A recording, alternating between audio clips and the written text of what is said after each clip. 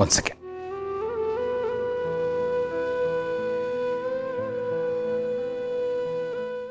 ಏನ್ರಿ ಆಗ ನೋಡ್ದಕ್ಕ? ಏನಿಲ್ಲ, ನಿನ್ನೆ ನೀವು ಹೆಣ್ಮಕ್ಳ ಬಗ್ಗೆ ಅಷ್ಟೊಂದು ಮಾತಾಡಿದ್ರಿ, ತಾಯಂದಿರಿಗೆಲ್ಲ ಕ್ರೆಡಿಟ್ಸು ಕೊಟ್ರಿ. ಎಲ್ಲೋ ಗಂಡು ಮಕ್ಕಳಿಗೆ ಅಪ್ಪಂದಿರಿಗೆ ಸ್ವಲ್ಪ ಅನ್ಯಾಯ ಮಾಡಿಬಿಟ್ರಿ. ಸಿ ಐ ನೋ, ತಾಯಿ ಮಗುನ 9 ತಿಂಗಳು ಹೊತ್ತು ಹೇರ್ತಾಳೆ, ಆದರೆ ತಂದೆ ಬರೀ ಮಕ್ಕಳನ್ನಷ್ಟೇ ಅಲ್ಲ, ತಾಯಿನ, ಇಡೀ ಮನೆ ಜವಾಬ್ದಾರಿನ ತನ್ನ ಹೆಗಲ ಮೇಲೆ ಹಾಕ್ಕೊಂಡು ಇಡೀ ಜೀವನ ಅವನು ಕಷ್ಟಪಡ್ತಾನೆ. ಅಮ್ಮ ದೇವರಾದರೆ ಅಪ್ಪ ದೇವರು, ಎಲ್ಲ ಭಾರನೂ ಹೊರ್ತಾನೆ. ನೋಡಿ, ಮಗು ಹುಡ್ತಿದ್ದಂಗೆ ಎಲ್ಲರ ಕಣ್ಣು ಮಗು ಮೇಲಿರುತ್ತೆ. ಅಮ್ಮಂದಿರು ಬಂದು ಕೇಳ್ತಾರೆ ಇಲ್ಲ ಓಕೆನಾ ಅಂತ, ಆದರೆ ಅಪ್ಪನಿಗೆ ಯಾರೂ ಕೇಳಲ್ಲ. ಆದರೂ ಅಪ್ಪ ಸೈಲೆಂಟಾಗಿ ಒಂದು ಕೈಯಲ್ಲಿ ಮಗು, ಇನ್ನೊಂದು ಕೈಯಲ್ಲಿ ಹೆಂಡತಿ, ಇಬ್ಬರ ಮಧ್ಯದಲ್ಲಿ ನಿಂತ್ಕೊಂಡು ಅವರಿಬ್ಬರಿಗೂ ಬೆಂಬಲ ಕೊಡ್ತಾನೆ. ಅಪ್ಪ ಅನ್ನೋ ನಂಬಿಕೆ ಮೇಲೇ ಒಂದು ಮನೆ ನಡೆಯೋದು.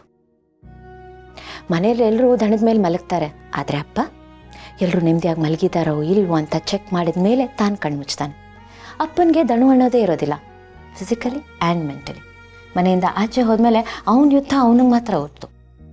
ಅಮ್ಮಂದಿರ ಬಗ್ಗೆ ಮಾತಾಡಿ ಅಂದರೆ ಎಲ್ಲರೂ ನಾನ್ ಸ್ಟಾಪಾಗಿ ಮಾತಾಡ್ತಾರೆ, ಪದಗಳೇ ಸಾಲಲ್ಲ ಅಂತ ಹೇಳ್ತಾರೆ. ಬಟ್ ಅಪ್ಪನ ಬಗ್ಗೆ ಮಾತಾಡಿ ಅಂತ ಕೂಡಲೇ 4 ಲೈನ್ ಮಾತಾಡ್ತಾರೆ, ಆಮೇಲೆ ಯೋಚನೆ ಮಾಡ್ತಾರೆ. ಬಟ್ ಅಪ್ಪ ಯಾವತ್ತೂ ಕಂಪ್ಲೇಂಟ್ ಮಾಡಲ್ಲ, ಯಾಕಂದರೆ ಅವನ ಪ್ರೀತಿ ಯಾವಾಗಲೂ ಸದ್ದು ಮಾಡದೆ ನಮ್ಮ ಜೊತೆಲೇ ನಮ್ಮ ನೆರಳಾಗಿರುತ್ತೆ, ನಮ್ಗೆ ಆಶ್ರಯ ಕೊಡುತ್ತೆ. ಅಮ್ಮ ಮನೆ ಆದರೆ ಅಪ್ಪ ಅದರ ಅಡಿಪಾಯ, ಅದನ್ನು ನಾವು ಯಾವತ್ತೂ ಮರಿಬಾರ್ದು. ಮದರ್ಸ್ ಎಷ್ಟು ಗ್ರೇಟು, ಫಾದರ್ಸು ಅಷ್ಟೇ ಗ್ರೇಟು. ಇನ್ಫ್ಯಾಕ್ಟ್ ನನಗೆ ಕೇಳಿದ್ರೆ ಅಪ್ಪಂದಿರು ಸ್ವಲ್ಪ ಜಾಸ್ತಿನೇ ಗ್ರೇಟು. ನೀವು ಇಷ್ಟೊಂದು ಹೊಗಳ್ತಾರ ನೋಡಿದ್ರೆ ಏನೋ ನನ್ನಿಂದ ದೊಡ್ಡ ಗಿಫ್ಟ್ನ ಎಕ್ಸ್ಪೆಕ್ಟ್ ಮಾಡ್ತಾ ಇದ್ದೀರಾ ಅಂತ ಅನ್ಸುತ್ತೆ. ಗೌತಮ್ ಅವರೇ, ಗಿಫ್ಟ್ ಬೇಕಿದ್ರೆ ನಾನೇ ಬಾಯ್ಬಿಟ್ಟು ಕೇಳ್ತೀನಿ. ಆ್ಯಂಡ್ ಇನ್ಫ್ಯಾಕ್ಟ್ ನೀವು ನನ್ನ ಜೊತೆಲಿದ್ದೀರಾ ಅಂದರೆ ನನಗಿನ್ಯಾವ ಗಿಫ್ಟು ಬೇಡ. You know what this say, best husbands cannot be best fathers ಅಂತ. ಬಟ್ ನನಗೆ ಕೇಳಿದ್ರೆ ನಾನು ಅದು ತಪ್ಪು ಅಂತ ಹೇಳ್ತೀನಿ. ಯಾಕಂದರೆ ನೀವು ನನಗೆ ಒಂದೊಳ್ಳೆ ಗಂಡ ಅಷ್ಟೇ ಅಲ್ಲ, ನಮ್ಮ ಮಕ್ಕಳಿಗೆ ಒಂದೊಳ್ಳೆ ಅಪ್ಪನೂ ಸಹ. ಆ್ಯಂಡ್ ಅದು ತುಂಬಾ ದೊಡ್ಡ ವಿಷಯ.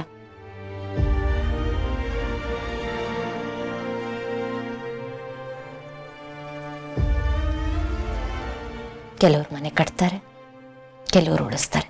ನನ್ನ ಪಾಲಿಗೆ ನೀವೆರಡು ಮಾಡಿದ್ದೀರ. Thank you.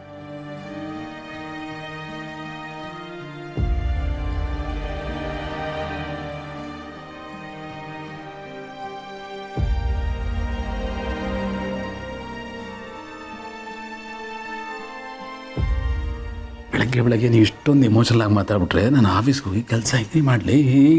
Bhoomika, thank you so much. Thank you for everything.